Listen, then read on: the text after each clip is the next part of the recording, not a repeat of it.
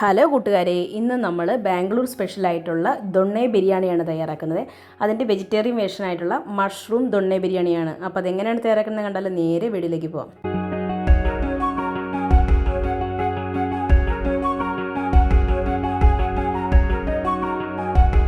അപ്പോൾ അതിനായിട്ട് ഞാൻ ആദ്യമേ തന്നെ 1 കപ്പ് ജീരകശാല അരി കുതിർത്തിട്ട് ഒരു അരമണിക്കൂർ കുതിർത്തിട്ട് നല്ലപോലെ ഊറ്റി വെച്ചിട്ടുണ്ട് കേട്ടോ, ഒട്ടും വെള്ളമൊന്നും ഇല്ലാതെ. ഇനി നമുക്ക് ഇതിനകത്തുള്ള മസാല തയ്യാറാക്കാം. അതിനായിട്ടൊരു മിക്സി ജാർ എടുക്കുക.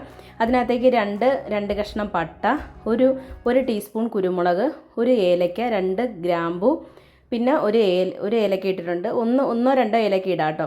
പിന്നെ ഇത് കൽപ്പാച്ചി എന്ന് പറയും. ഇത് നമ്മുടെ മസാലയിൽ കൂട്ടത്തിൽ കിട്ടുന്നതാണ്. ഇത് ചേർക്കുമ്പോഴാണ് കറക്റ്റ് ആ ഒരു ടേസ്റ്റ് കിട്ടുന്നത്. ഇത് നമുക്ക് മിക്സി ജാറിലോട്ട് ഇട്ട് കൊടുക്കാം കേട്ടോ. അതിനുശേഷം ഇതിനകത്തേക്ക് കുറച്ച് 1 ടീസ്പൂൺ കസൂരി മേത്തിയാണ് ഇട്ട് കൊടുക്കുന്നത്. പിന്നെ വേണ്ടത് 1 പിടി മല്ലിയില ഇട്ട് കൊടുക്കുന്നുണ്ട്, 1 പിടി പുതിനയിലയും കൂടി ഇട്ട് കൊടുക്കുന്നുണ്ട് കേട്ടോ. പിന്നെ വേണ്ടത് ഒരു സവാളയാണ്, ചെറിയൊരു സവാള മൊത്തത്തിൽ ഇട്ട് കൊടുക്കുന്നുണ്ട്. പിന്നെ വേണ്ടത് വെളുത്തുള്ളി ഒരു 4-5 എണ്ണം, ഇഞ്ചി 1 ഇഞ്ച് കനത്തിൽ ഒരെണ്ണം ചേർത്ത് കൊടുക്കുന്നുണ്ട്. ഇത് നമുക്ക് നല്ലപോലെ അരച്ചെടുക്കണം. പിന്നെ ഒരു സാധനം മിസ്സായി പോയിട്ടുണ്ട് വീഡിയോ എടുക്കാൻ വേണ്ടി, പച്ചമുളക് 3 പച്ചമുളകും കൂടി ചേർത്ത് കൊടുക്കുന്നുണ്ട് കേട്ടോ ഇതിനകത്ത്. അപ്പോൾ 3 പച്ചമുളകും കൂടി ചേർത്ത് നല്ല മഷി പോലെ ഇത് അരച്ചെടുത്തിട്ടുണ്ട്. ഇനി നമുക്ക് ഒരു പാൻ ചൂടാക്കാൻ വേണ്ടി വയ്ക്കുക. അടി കട്ടിയുള്ളൊരു പാത്രം വയ്ക്കുക. അതിനകത്തേക്ക് 1 ടേബിൾ സ്പൂൺ ഓയിൽ ഒഴിച്ച് കൊടുക്കുന്നുണ്ട്. പിന്നെ 1 ടീസ്പൂൺ നെയ്യും കൂടി ചേർത്ത് കൊടുക്കുന്നുണ്ട്. നിങ്ങൾക്ക് വേണമെങ്കിൽ നെയ്യ് കൂടുതൽ ചേർത്ത് കൊടുക്കാം, പക്ഷേ ഞാൻ അത്രയൊന്നും ചേർത്ത് കൊടുക്കുന്നില്ല കേട്ടോ.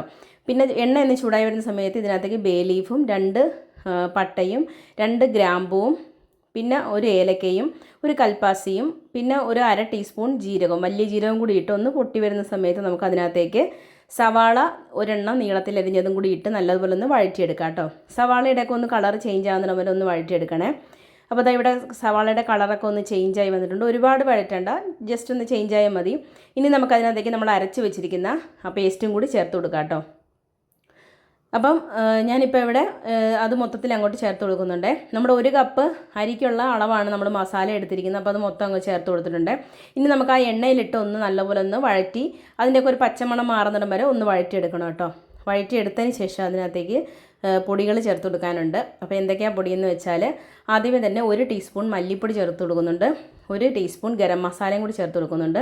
പിന്നെ 1 ടേബിൾ സ്പൂൺ നമ്മുടെ തൈരും കൂടി ചേർത്ത് കൊടുക്കുന്നുണ്ട്. അധികം പുളിയില്ലാത്ത തൈര് വേണം ചേർത്ത് കൊടുക്കാൻ. ഇനി നമുക്കത് നല്ലതുപോലെ ഒന്ന് വഴറ്റിയെടുക്കാം കേട്ടോ.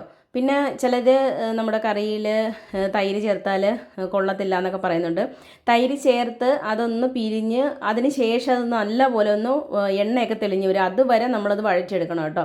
അപ്പോൾ അതിവിടെ നല്ലപോലെ എണ്ണയൊക്കെ പിരിഞ്ഞ് വന്ന് നല്ലപോലെ ഇതായിട്ടുണ്ട്. ഇനി നമുക്ക് അതിനകത്തേക്ക് മഷ്റൂം ചേർത്ത് കൊടുക്കാം.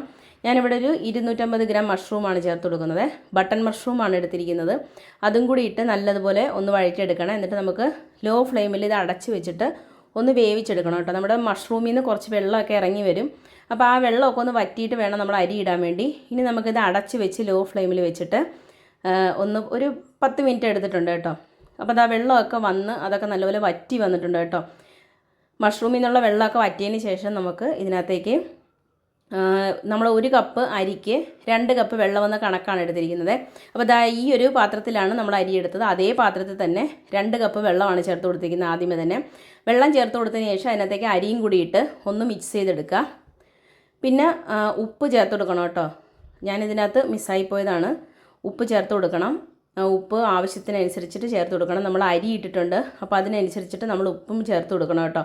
ഇനി നമുക്കിത് അടച്ച് വെച്ച് നല്ലതുപോലെ ഒന്ന് തിളയ്ക്കട്ടെ. തിളച്ചതിന് ശേഷം ലോ ഫ്ലെയിമിൽ വെച്ചിട്ട് നമുക്കിത് വേവിച്ചെടുക്കാം. അപ്പോൾ അത് ഇടയ്ക്കൊന്ന് തിളച്ച് കഴിഞ്ഞിട്ട് ഞാനൊന്ന് ഇളക്കി കൊടുത്തിട്ടുണ്ടായിരുന്നു. അതിനുശേഷം ലോ ഫ്ലെയിമിൽ വെച്ചിട്ട് ഒരു 10 മിനിറ്റ് വെച്ചപ്പോൾ തന്നെ നമ്മുടെ ചോറ് ഇവിടെ വെള്ളമൊക്കെ വറ്റി നല്ല സൂപ്പറായിട്ട് വന്നിട്ടുണ്ട് കേട്ടോ. അപ്പോൾ അത്രയേ ഉള്ളൂ, നമ്മുടെ ബാംഗ്ലൂർ സ്റ്റൈൽ ദൊണ്ണെ ബിരിയാണി ഇവിടെ റെഡി ആയിട്ടുണ്ട് കേട്ടോ.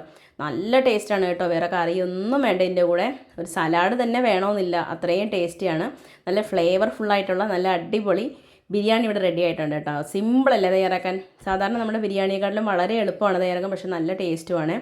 അപ്പോൾ ഇവിടെ കുട്ടികൾക്ക് വരെ ഈ ബിരിയാണി ഭയങ്കര ഇഷ്ടപ്പെട്ടു കേട്ടോ. അപ്പോൾ അത്രയേ ഉള്ളൂ, എല്ലാവരും ട്രൈ ചെയ്ത് നോക്കാം. ഇതുപോലെ തന്നെ ചിക്കനിലും നമുക്ക് ചെയ്യാവുന്നതേ ഉള്ളൂ കേട്ടോ. പനീറിലും ഇതുപോലെ തന്നെ ചെയ്യാം. അപ്പോൾ ഞാനിപ്പോൾ ഇവിടെ മഷ്റൂമിലാണ് ചെയ്തിരിക്കുന്നത്. അപ്പോൾ എല്ലാവരും ട്രൈ ചെയ്ത് നോക്കിയിട്ട് ഫീഡ്ബാക്ക് ഇടാൻ മറക്കരുത്. അപ്പോൾ ഇതുപോലുള്ള പുതിയൊരു വീഡിയോകൾക്കായി നമ്മുടെ ചാനൽ സബ്സ്ക്രൈബ് ചെയ്യാൻ മറക്കരുത്. ഫേസ്ബുക്ക് പേജ് ഫോളോ ചെയ്യാനും മറക്കരുത് കേട്ടോ. അപ്പോൾ ഞാനിപ്പോൾ ഇതിൻ്റെ കൂടെ സലാഡാണ് സെർവ് ചെയ്യുന്നത്. സലാഡും ഒരു ഇച്ചിരി നാരങ്ങാച്ചാറും കൂടി വെച്ച് കൊടുക്കുന്നുണ്ട് കേട്ടോ. ഇതിൻ്റെ ഒന്നും ആവശ്യമില്ല, അല്ലാതെ തന്നെ നല്ല ടേസ്റ്റാണ്. അപ്പോൾ ഇതുപോലുള്ള പുതിയൊരു വീഡിയോ ആയിട്ട് വരുന്നിടം വരെ thanks for watching. Thank you. By.